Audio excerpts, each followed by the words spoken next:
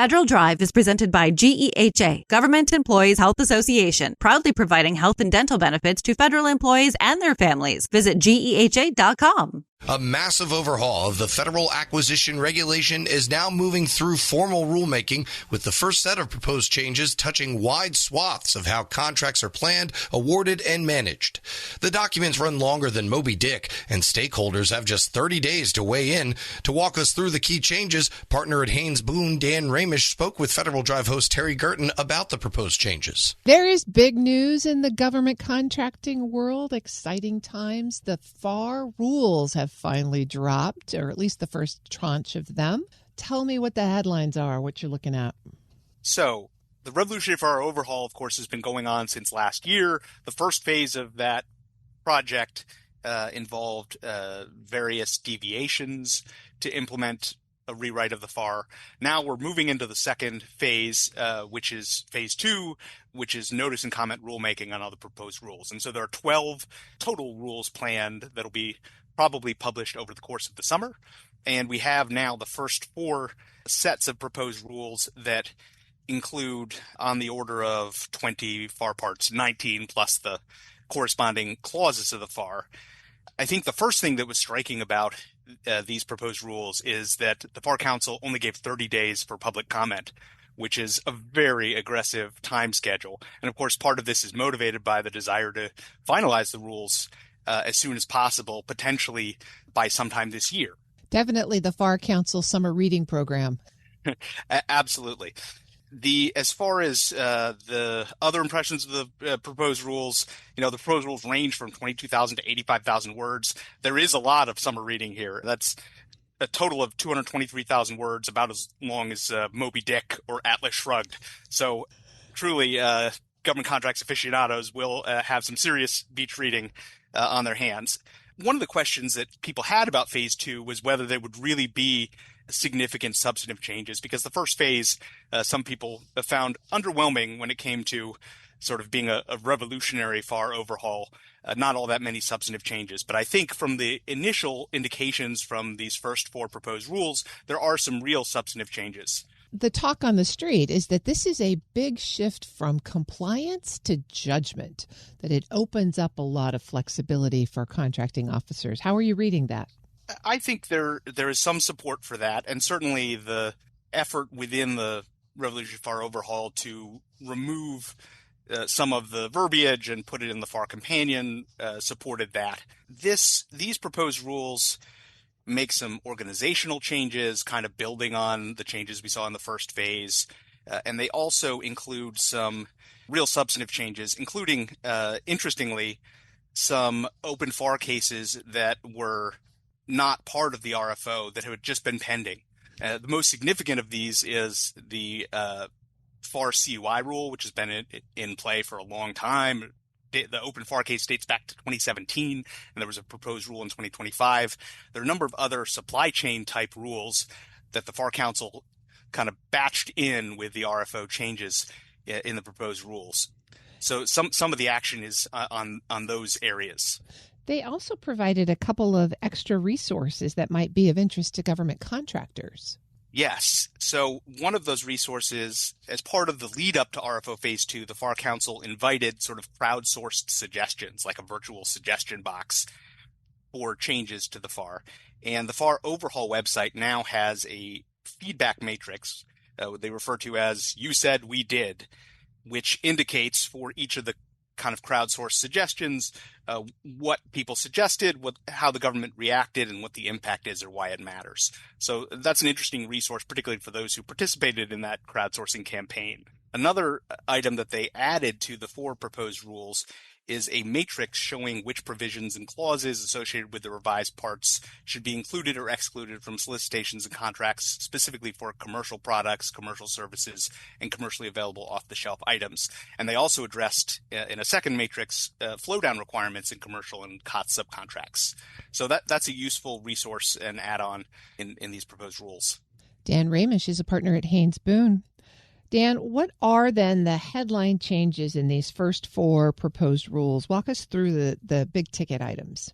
Sure. So I think one of the headlines surely will be the FAR CUI rule. I won't go into too much detail about it because I know you'll have other coverage of it. It could be a conversation entirely on its own, but this is a major development that's been a long time in coming.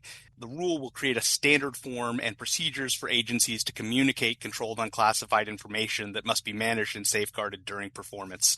And the proposed rule clarifies that prime contractors will have discretion about how to flow down the requirements in subcontracts, makes a number of significant changes from the previous version of the rule, including narrowing the definition of CUI incidents so that it doesn't include improper handling that doesn't result in unauthorized disclosure or improper modification or destruction.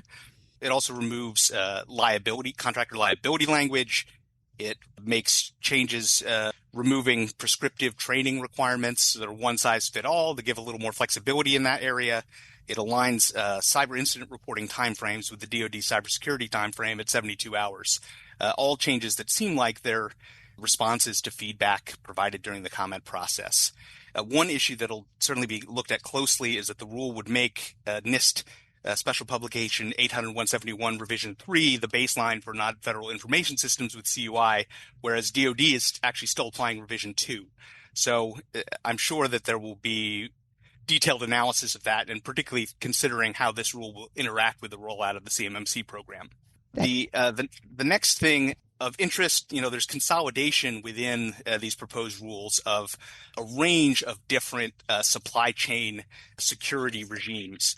And one of those is the Federal Acquisition Supply Chain Security Act implementation. That provides agency-specific exclusion actions called covered procurement actions based on a supply chain risk determination.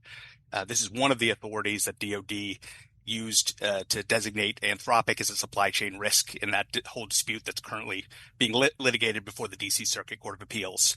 And the proposed rule would add a couple of details here defining covered procurement action and requiring agencies to establish procedures to ensure compliance. Part of that broader supply chain consolidation also will standardize some of the requirements for these supply chain exclusions and prohibitions. So talking about covered telecommunications, systems and equipment, the so-called Section 889 requirements, in addition to FASTSA, the TikTok ban, Kaspersky Labs, all of that fun stuff had been individual requirements that kind of accumulated, and now it's all going to be in one place. But it's not just an organizational change. There will also be one standard for reasonable inquiry for assessing compliance with the security prohibitions that requires the offeror to look at information in its possession that's accessible, but it doesn't go so far as to require an internal or third-party audit or look for information outside its possession. So those parts deal with supply chain and cybersecurity. What about protests and disputes? There are some interesting provisions in this area. One of the changes relates to agency protests. There have been efforts to kind of boost the agency protest authority and build confidence in agency protests. So there's some changes along those lines to try to get offerors to use agency protests more frequently. These changes would require contracting officers to report protests to the head of contracting activity, allow for the disclosure of redacted copy of the agency's final technical evaluation of the protester's proposal and a redacted copy of the source selection decision, regardless of the type of procurement.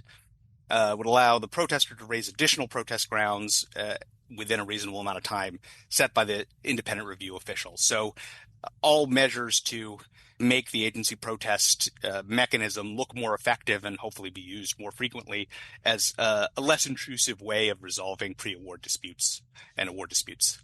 And there's more about the regulatory sunset mechanism. That's a fascinating provision. Yes. So this is one of the mechanisms that got a lot of attention with the original RFO executive order because the order itself called for a provision that would essentially require that non-statutory FAR provisions be, removed, expire from the FAR 4 years after the effective date of the final RFO rule. So there were concerns that this would be sort of a time bomb and would blow up the FAR after 4 years went by. I think the actual implementation of the sunset mechanism in RFO Phase 2 will kind of allay those concerns significantly. It calls for essentially a review of the provisions and clauses and sections that are non-statutory, and actually provides for public input as well. It says that removal of provisions and clauses and sections won't happen automatically, but will have to happen through rulemaking.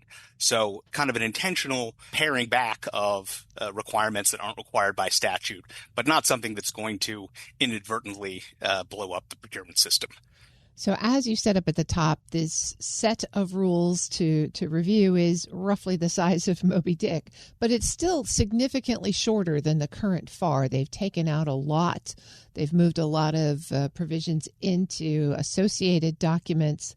Let's just refresh folks on the fact that they have 30 days, probably less now, to get through this reading and submit their suggestions.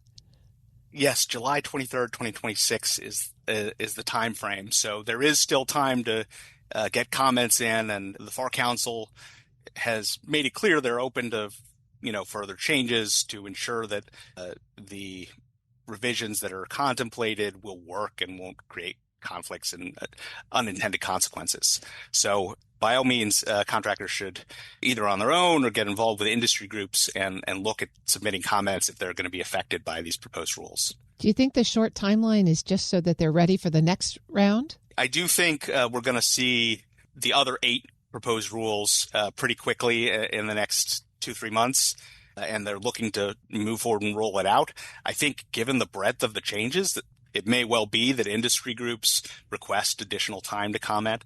Of course, everyone wants the procurement process to be improved, but maybe taking a little bit more time to refine the streamlining of the regulations will improve how it actually works once it's rolled out. Dan Ramish is a partner with Haynes Boone. We'll post this interview at federalnewsnetwork.com/Federal Drive. Subscribe to the Federal Drive wherever you get your podcasts.